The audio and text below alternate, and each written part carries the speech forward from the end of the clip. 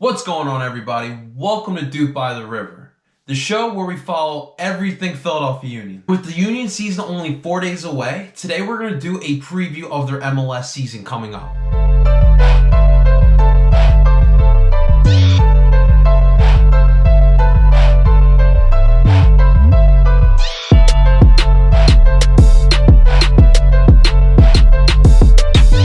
For Union fans, there's a lot of excitement heading into this season. For the first time in a very long time, we have a lot of expectations and high hopes for our Union. In the 2018 season, not a lot of people had high expectations for the Philadelphia Union. Yet they kept battling and found a way to make the playoffs. They would make the playoffs as a 6th seed with 50 points on the season, the most in franchise history. Unfortunately, our season ended by the hands of NYCFC, losing in the last match in the regular season, knocking us down to the 6th seed and taking us away from home field advantage in that first match, but also losing to them next week in New York in the playoffs. Last season was absolutely a positive for this team, a building block for the future of what's ahead. This season now, Union fans are walking into unfamiliar territory. There are high expectations. There are expectations for playoffs and, of course, having more than 50 points than we did last season. And of course, we have to look at the roster moves that the Union have made this offseason. Starting with the out players, top of that list, the biggest loss I feel was losing Borek Dorchkow. He was only here on a 1-year loan, and it seems as if we couldn't reach an agreement with his Chinese club, and he looks like he is heading back to Europe where he wants to be. We also lost Keegan Rosenberry. He was sent over in a trade to Colorado for allocation money. That is still a move to be determined. Obviously, he was a huge leader in the locker room and was one of the clogs in the back line. He was huge for us in many occasions. So he will. We'll talk about that position that he left later, but that was definitely a big loss as well.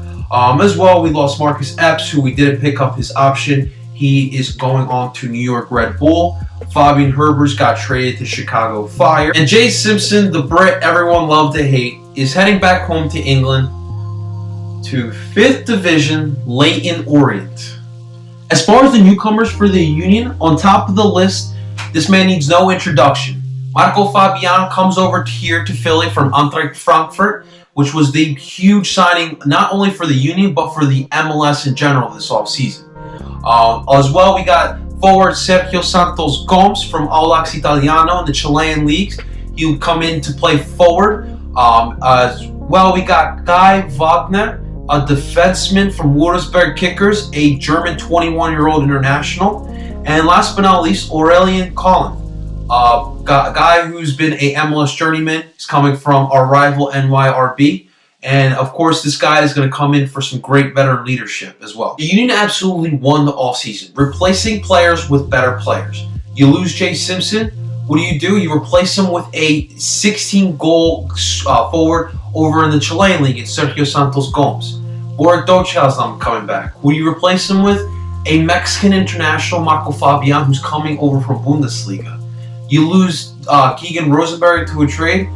We'll see what Kai Wagner, but Kai Wagner is a guy who played in the German soccer system, which we know is, no slouch of a league. As well as bringing Aurelien Collin, who's a very underrated signing. This is a guy who's played for Sporting KC, New York Red Bull, 2 franchises who are doing things right in the MLS. And he's only going to bring over that veteran leadership over here to Philly.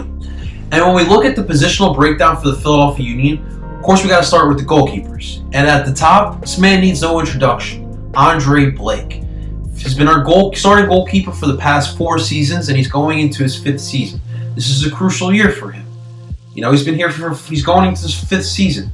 It's time now for Andre to take that next step.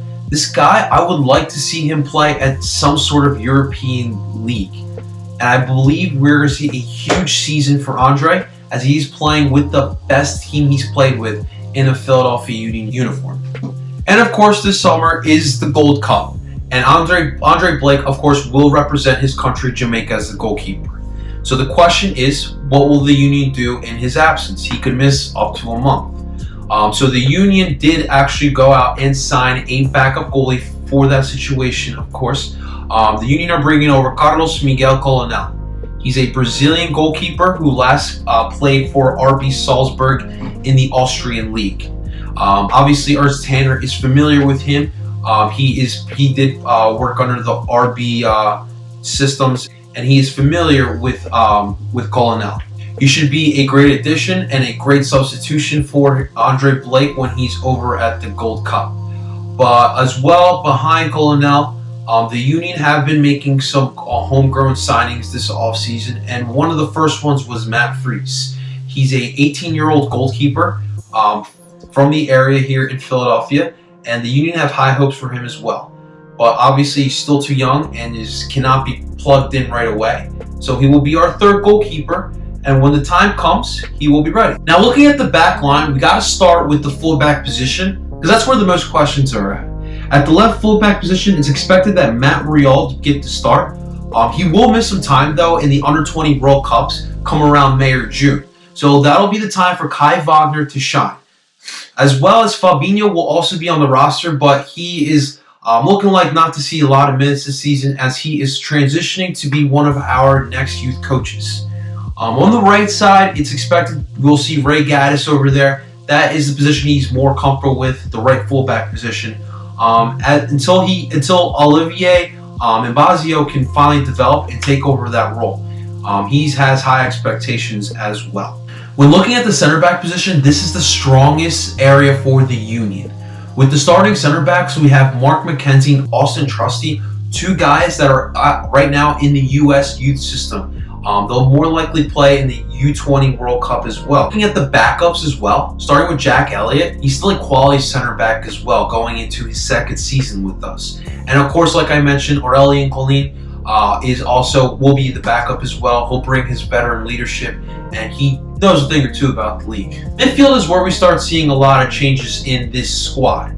The Union are switching from a 4-2-3-1 heavy possession-based system to a 4-4-2 diamond with high pressing. Instead of seeing those two central defensive midfielders, we're only going to see one, and more than likely we'll see Harris Medunian there.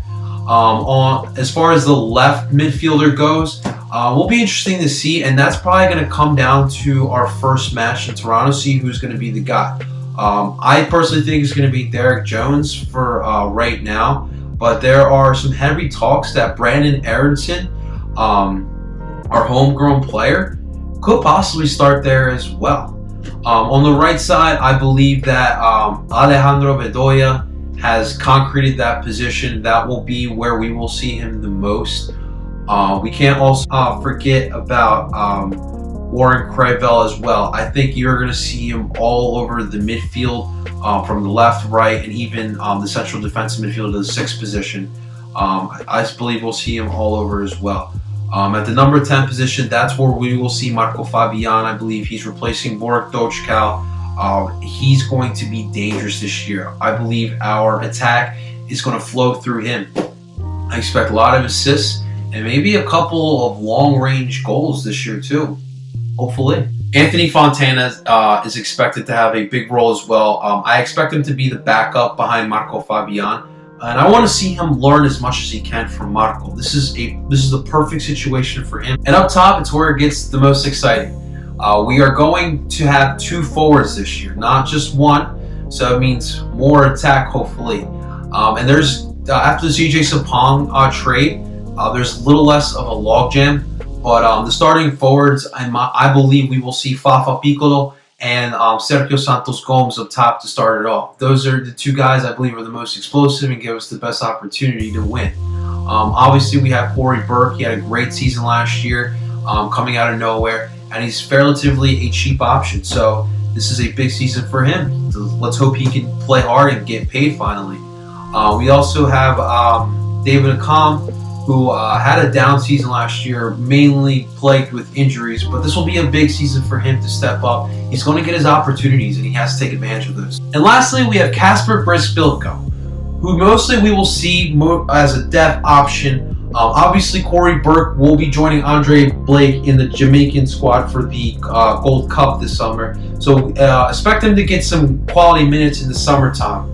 Well, we shall see what he has. I don't know much about him, but hopefully we can get some sort of gem out of him. And the main question I have is for Insigne. We know his skills. We know he's talented.